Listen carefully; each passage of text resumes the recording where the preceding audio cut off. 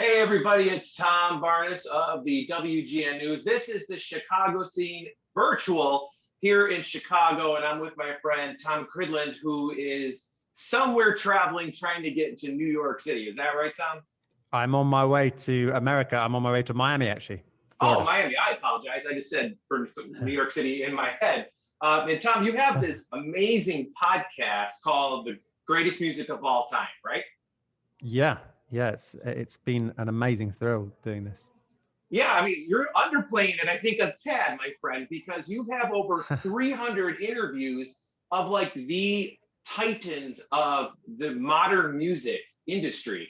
People from Chance the Rapper, who people will love to know here in Chicago, to Crosby, to why don't you give me a couple of your highlights because it's not mine to tell, it's yours. I mean, some of my favorite people to talk to off the top of my head were Smokey Robinson, The Temptations, Kool and the Gang, Annie Lennox. Um, I mean, those are the ones that really come to mind. But there have been so many more. Everybody from the Hollies to Seal, so many. It's been an incredible experience recording this podcast. So how do you start this? Where did it come from? I mean, 300 is not, that's a lot. I mean, that is a vault of uh, unprecedented information for some of these musicians. How did it get started? So when I started it, it was going to be a one-off series.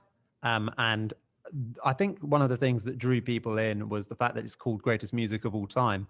And I noticed that greatestmusicofalltime.com hadn't been taken by anybody. So I snapped that up Yeah. and then got in touch with people and said it was going to be a one-off series. And that was my intention. And then I was enjoying doing it so much. We started doing them face-to-face. And then when coronavirus hit, everybody was doing so much stuff by Zoom, and I'd kind of developed it, nearly finished it as a one-off podcast, but I hadn't completely finished it. And I just decided, actually, I'm going to pivot slightly, and I'm going to make this an ongoing series where I continue talking to the greats. I talk to some rising stars as well. And I also talk to people away from music about music and about other things. We discuss all sorts of things on the podcast, but we always bring it back to music because I live and breathe music. And I read on your bio that this podcast saved your life, so to speak. I mean, you were a binge drinker. You hit the bottle hard, and this is kind of your way to get out of it, right? Yeah, I mean, it's definitely kept me going through lockdown for sure as well. Without social contact, contact, and without alcohol, it's been amazing to continue talking to such incredible people. But yeah, about 3 years ago, I was in a real spiral of binge drinking a lot in karaoke bars. I wanted to make my own music, and I wanted to do something like this. I didn't know whether it would be a podcast. I don't think I'd ever even listened to a podcast 3 years ago. Really, I did. All I liked doing was just going to the pub and singing like Oasis and the Beatles and Elton in the pub and in the karaoke bars. So were you in the music industry trying to get your career started? Is that kind of how you knew how to contact these individual artists? I mean, because these are people that, Rolling Stone has a hard time getting a hold of, and you somehow managed to get, I mean, Smokey Robinson, come on. I mean, that is the godfather of Motown right there, friend. I mean, that's an impressive get.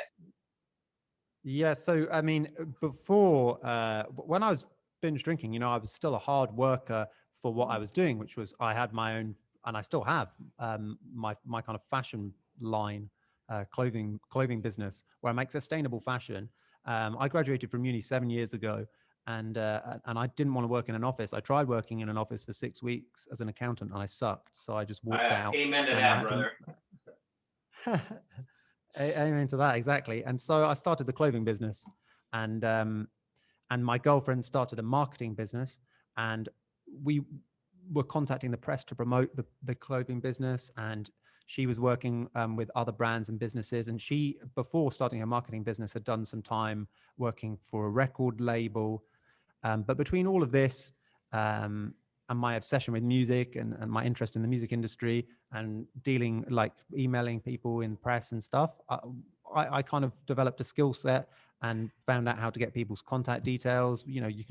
Anybody can do that with a Google. And I don't know, I think having the greatest music of all time name and just this kind of skill set that I built up in fashion and marketing, that really helped. Let's get some fun questions going here. I'm just curious here. So without getting yourself into trouble, you don't have to. What is the most surprising thing you've heard on your podcast, and from what musician, if you can name that musician?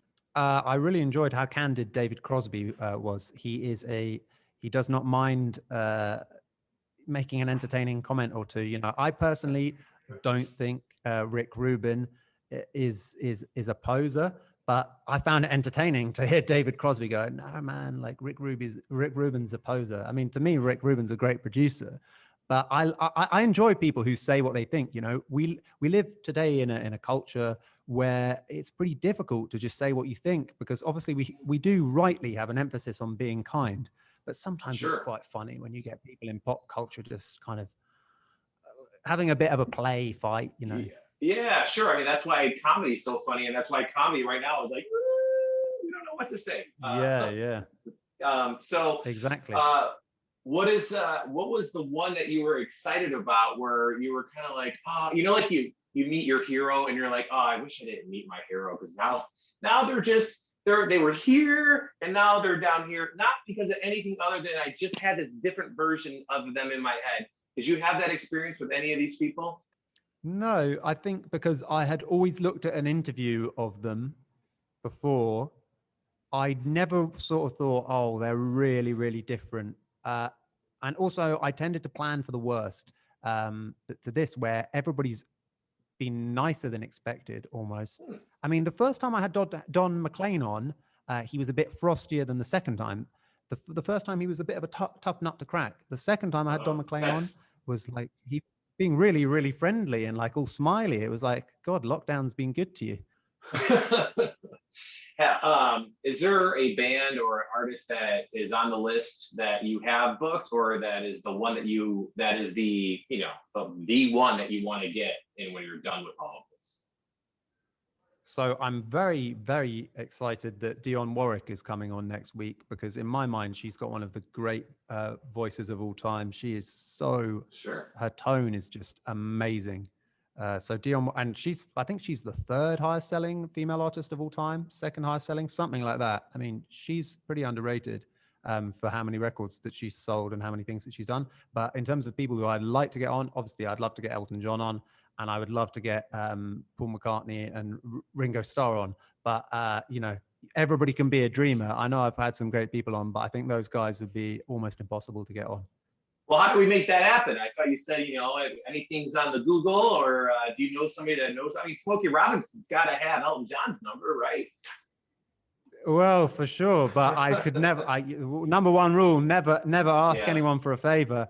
And I have been in touch. The thing is, I have actually managed to get through to the right people. You know, I've got to the final door, and sadly, they haven't had the, they haven't had the availability, or, I mean, who am I kidding? When these guys want to go and promote a new album, maybe they'll go on Howard Stern, or they'll go on Jimmy Kimmel or Jimmy Fallon, or I don't know, other podcasts, but maybe sometime in the future, as hopefully my podcast continues to grow, I'd love to get them on. I mean, those would be my number one kind of people to have on. For people who want to find this podcast, Tom, what's the best way for them to find it? And is there any social media handles that you want people to follow? Well, it's on everything. It's on Spotify, Apple Podcasts, YouTube. If you just type in Greatest Music of All Time podcast. And then other than that, I'm on social media at the Tom Cridland, and then tomcridland.com, Cridland for sake of ease. And you also, you were mentioned earlier, you do have a clothing brand that's on your website that I saw among all your life story and everything else. It's fascinating, and it's fascinating to talk to you. Thank you. Oh, thank you, Tom. Thank you so much. I look forward to hearing the rest of the podcast, and thanks for hanging out with me for a little bit of Talks and Music. Always a good time.